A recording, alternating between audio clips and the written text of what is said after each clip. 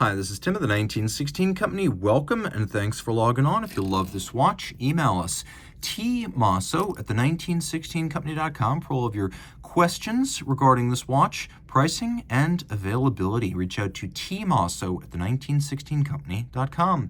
Today we discuss the latest post-2015 evolution of the Seamaster 1200M Plongeur Professionnel. This is the Ploprof in the image of the 1971 Omega Seamaster 600M. Now that watch was reborn in 2009 as a steel iteration of the Ploprof, now with twice the water resistance, 1200 meters. And for 2015, we got it for the first time in titanium with a display case back and a master chronometer movement. We also went down a date, as this no-date dial is distinctive of the latest version of the watch. Every version of this watch is surprisingly easy to wear. Don't be scared by the 55mm diameter. It doesn't wear that way, because this is lengthwise down the wrist, 55mm. Lug-to-lug, it's 48.1 millimeters, and perhaps the only frightening measurement is the thickness, which at 18.6 millimeters is substantial. But given how narrow it is across the wrist and how light it is in titanium, it's actually quite easy to wear, including daily. Throw it on your wrist, very comfortable. My wrist is 16 centimeters in circumference, and you can see the lugs are nowhere near overlapping the edge on either side. Even over the top, which kind of exaggerates the width of the watch, the lugs are not out over the edge of my wrist. This angle, however, should put paid to any intention to wear this under a dress cuff and maybe even a jacket cuff. It is a thick watch. That said, to wear and enjoy casually or even at the outer periphery of your sleeve, why not? This watch is intended to be used all the time. Not every one of these has the bracelet, but the bracelet is the best version of the watch. And here you could see it is a full shark-proof 70s style mesh bracelet, and shark proof is what Omega calls it. So I don't know how the rest of you will fare, but your wrist, or at least maybe 25 millimeters of it, will be shark proof. Taking a look in profile, you can see the watch actually uses a conventional 24 millimeter lug spacing.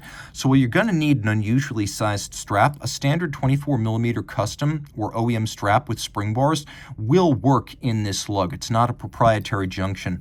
Taking a look at the clasp, for a long time, this was Omega's absolute best diving clasp with tons of adjustability. You can see it's substantial. It locks. It only opens when you push the triggers. Grade 5 titanium, like the watch itself, it's fairly resistant to scratches. We've got two different systems of adjustment. One is a push button incremental adjustment, where you can see that there are several different detented stops. So a little bit like Rolex's Glide Lock, but indexed with a push release. There's a lot of incremental adjustment built in before you avail yourself of the all or nothing fold out dive extension. So you do get quite a bit of extension here, about 50 millimeters, or for those in the old colonies like myself, almost 2 inches. Taking a look at the case, it's very true to the original 600M Ploprof with a couple of big differences. One, it's big. It's far larger than the original. When you see the original, it was huge by the standards of its day. It looks almost quaint today. The second thing is that the original did not have a helium escape valve. Omega claimed, somewhat dubiously, that 1971 technology was so hermetically sealed, helium could not intrude. Therefore, no ingress, no egress. Omega today, perhaps a little bit more circumspect about such claims, so we have a proper helium escape valve for saturation-style divers. The crown is a much more robust construction now. So let me open this up. And you can see how this works. So it is all-encompassing, so if it gets hit perpendicular, just like the Panerai crown guard system, this gives you a lot more protection than a conventional shouldered crown guard. It rises out on 2 rails. You can see that there are columns inside sleeves, and so you can't move it side to side. It's quite rigidly anchored to its in and out direction of motion, which prevents it from being sheared or damaged during handling. Taking a quick look at its functions here, you can see I've got hacking seconds where I can set everything in sync and stop the seconds hand, but I've also got this intermediate position where in the intermediate position I can set the hour hand independently as I travel. Doesn't affect the minute hand, doesn't stop the seconds hand, so that is an important consideration for those who might own this watch if you are traveling to some place like French Polynesia to explore the capabilities of your extreme dive watch. So 1200 meter diving depth, but ISO 6425. Each example is tested to 125% of the rated diving depth. So this would have actually been tested before leaving Omega to 1500 meters. Now, the bezel. A change here. We have a ceramic insert now for the 2015 and later model. You could see that the bezel is fully luminescent. So not only ceramic for scratch resistance, but the bezel is fully lumed, so I can see every individual minute on the minute scale. And I have differential looms, so the bezel index and the minute hand, you're going to read them relative to each other. It's easy to see them relative to each other at all times, so you never have any doubt how many minutes have elapsed since you began your dive. Also note, all three hands are loomed, so with the second hand visible, you know your dive timer is running. There are a lot of watches with a loom that's not useful beyond 5 minutes in the dark. This is true all-night loom, and whether you're diving or you just like having a well-loomed watch, it is going to pay big dividends.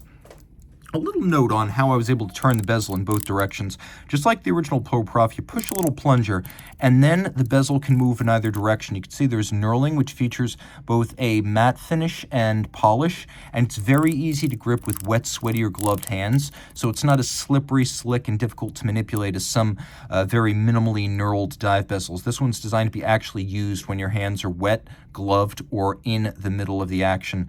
The dial here, as you can see, is a lovely white lacquer, and then we have blue applique indices and Omega logo for an upscale look. The 2009 version of the Ploprof didn't have a display case back. This one does. You can see caliber 8912. It's basically an 8900, albeit without the date. Bidirectional automatic winding, twin barrels, 60-hour power reserve, 38 joules, free sprung with a full balance bridge for shock resistance and precise setting in the case of the free sprung balance. We've got a beat rate of 25,200 vibrations per hour, which is characteristic of Swatch Group watches with anti-magnetic silicon hairsprings. And thanks to that silicon hairspring, as well as an anti-magnetic escapement, balance, and balance staff, here we have virtual immunity to magnetism over 15,000 Gauss or 1.5 Tesla. This is basically a magnetism agnostic watch. Now, it features the Daniels tri-level coaxial system, a double impulse direct and indirect impulse system, and it is a tangential contact impulse, which means unlike a Swiss lever, which uses sliding friction, this tangential contact has less frictional cost, which means longer power reserve, reduced maintenance requirements, and better chronometry.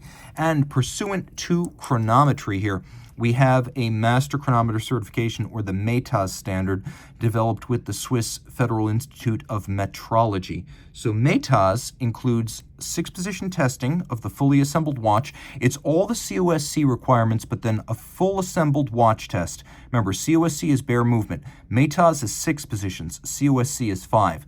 It's also a test of anti-magnetism, shock resistance, winding efficiency, power reserve, and water resistance.